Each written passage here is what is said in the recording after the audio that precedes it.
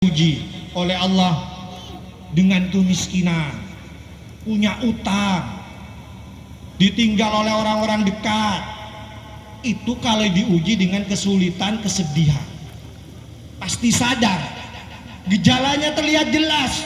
Tapi kalau diuji dengan ini, dengan kenikmatan dunia, dia tidak pernah sadar. Makanya sekali lagi, tidak akan pernah ada orang mengatakan saya sedang diuji dengan kedudukan, dengan jabatan, dengan banyaknya uang, dengan istri 3, nggak ada. Dijamin nggak ada.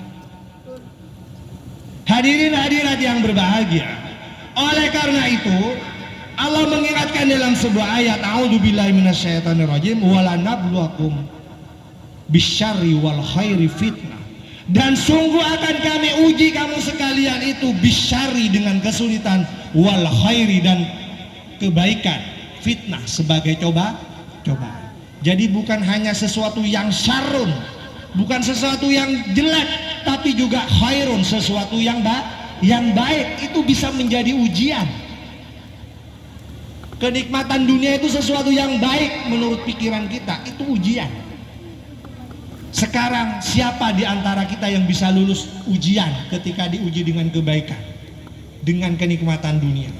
Yang banyak lulus itu kalau diuji dengan kesulitan, kesedihan. Banyak yang lulus ujian, banyak yang berhasil sabar, bangkit dari keterpurukan. Tapi ketika diuji dengan kebaikan, dengan kenikmatan duniawi, banyak yang tidak lulus. Hadirin hadirat yang berbahagia, oleh karena itu dalam sebuah ayat Allah juga mengingatkan, a'udzubillahi minasyaitonirrajim, qul in kana aba'ukum wa abna'ukum wa ihwanukum wa ashiratukum.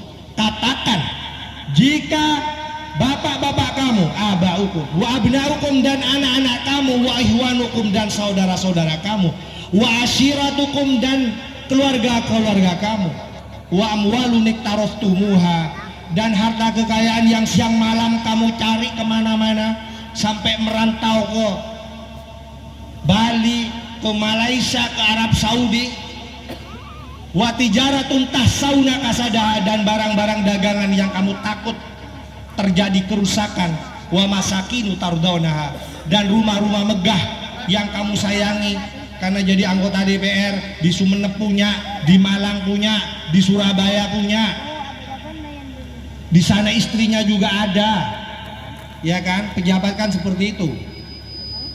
Iya Pak, iya. Katakan, jika bapak-bapak kamu, anak-anak kamu, saudara-saudara kamu, keluarga-keluarga kamu, harta kekayaan kamu, barang dagangan kamu, rumah-rumah kamu, ahabba ilaikum minallahi wa rasuli wa jihadi fisabilih fatarabbasu hatta ya'tiyallahi bi amri. Maka tunggulah, lebih kamu cintai daripada Allah dan Rasulnya, tunggulah, fatarabbasu hatta ya'tiyallahi bi amri, tunggulah sampai Allah mendatangkan keputusannya.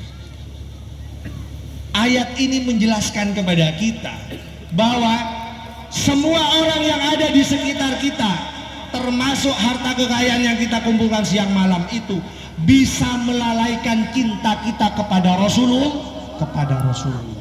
Makanya pada malam hari ini saya ingatkan lagi, siapa sih yang tidak cinta dengan orang tua kita? Semua kita sayang orang tua kita. Siapa yang tidak cinta dengan anak-anak kita? Semuanya kita sayang anak-anak kita. Siapa yang tidak sayang dengan saudara-saudara kita? Siapa yang tidak sayang dengan keluarga kita? Siapa yang tidak sayang dengan seluruh uang yang kita miliki? Siapa yang tidak sayang dengan rumah-rumah megah yang kita bangun? Semua kita sayang. Tetapi ingat, menurut ayat ini jangan sampai cinta kita kepada hal-hal yang duniawi ini melampaui cinta kita kepada Allah dan Rasul. Allahumma sholli ala sayyidina Muhammad. Satu poin masuk. Jadi sekali lagi, mulai malam hari ini kita harus siap mengutamakan cinta kita kepada Allah dan Rasulnya di atas cinta kepada yang lain. Ingat ya, oleh-olehnya sudah dapat satu. Kemudian yang kedua, Biasanya orang cinta itu kecenderungannya bersama-sama, meniru, meneladani. Nah ini meneladani. Coba sekarang tanya sama anak-anak kita, termasuk sama kita semua. Kita itu berkecenderungan selalu ingin bersama dengan orang-orang yang kita sayang, orang yang kita cintai. Betul apa betul? Saya punya mahasiswa saya banyak, mulai dari yang muda-muda sampai yang tua-tua. Kalau yang tua-tua ada juga yang dari sini ya. Seandainya ada waktu nanti saya pengen main, itu Camat Kangayang itu mahasiswa saya, Pak Nurul. Kapolsek Kangayan, Mas Iip, itu mahasiswa saya juga. Nah, saya tanya sama mahasiswa saya, ketika dia berpacaran, saya tanya, kenapa sih kamu selalu bersama terus? Mau berangkat kuliah dijemput, mau pulang diantar, pokoknya kemana-mana selalu pengen bareng. Suatu saat dia curhat kepada saya. Kenapa? Karena pacarnya diajak untuk berbelanja nggak mau, kemudian ngambek. Sesuatu yang kecil kemudian dibesar-besarkan, nyaris putus. Coba ini gambaran betapa seseorang itu berkecenderungan ingin selalu bersama dengan orang yang dicintai. Saya tanya sama perempuan ini, sama mahasiswi saya, kamu dulu sebelum berpacaran dengan si dia, kamu kalau beli belanja barang-barang seperti sabun, make up ke toko sebelah, kamu ngajak siapa? Ya sendiri Pak. Lah, bisa sendiri. Jadi ketika belum pacaran, dia bisa melakukan apa saja itu sendirian, mandiri. Tetapi ketika dia sudah berpasangan, sudah punya pacar, sesuatu yang ringan menjadi berat, selalu pingin bersama. Kalau tidak dilayani, tidak dituruti, ngambek, ngampul kayak ponreng Madura. Ini bukti dalam kehidupan sehari-hari kita itu berkecenderungan untuk selalu bersama orang-orang dekat kita. Hadirin hadirat yang berbahagia, kemudian kita selalu ingin menuruti, ingin meneladani. Oleh karena itu pada malam hari ini, sebagai bukti cinta kita kepada Rasulullah, maka kita ingin bersama Rasulullah. Kita hidupkan sunnah-sunnah Rasul. Ini yang paling penting menurut saya. Bukan hanya kita rajin bersolawat, tapi dalam kehidupan sehari-hari marilah kita sedikit demi sedikit meniru sunnah Rasul, meneladani sunnah Rasul. Tidak perlu banyak-banyak. Misalnya contohnya ya, yang sering dilaksanakan Nabi itu adalah qiyamul lail, sholat tahajud.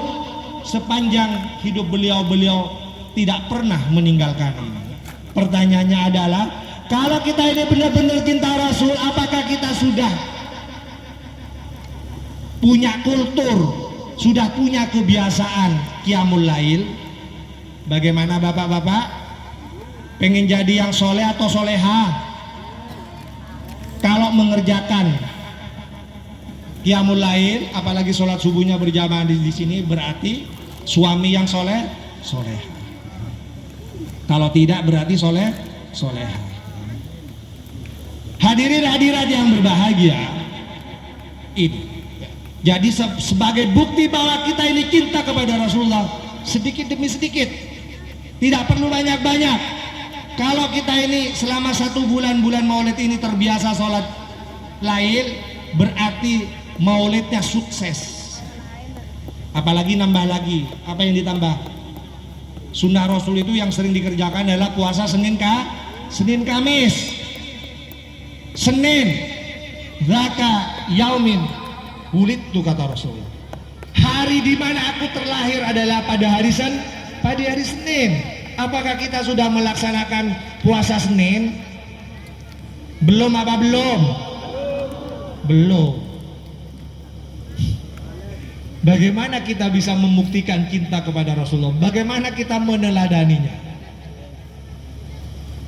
Hadirin hadirat yang berbahagia, oleh karena itu saya ingin sedikit saja ya, kan tidak perlu banyak-banyak, bercerita beberapa hal penting yang perlu kita teladani. Saya ingin kita punya semangat yang sama seperti semangatnya para sahabat. Para sahabat ini dari sangat pengennya meniru ibadahnya Nabi sampai dia itu datang ke rumah istri-istrinya. Sampai datang ke rumah istri-istrinya. Dia tidak ingin hanya tahu bagaimana ibadahnya Nabi di masjid. Tidak hanya ingin tahu ibadahnya di Masjid Nurul Amin, tapi dia datang ke rumah-rumah istri.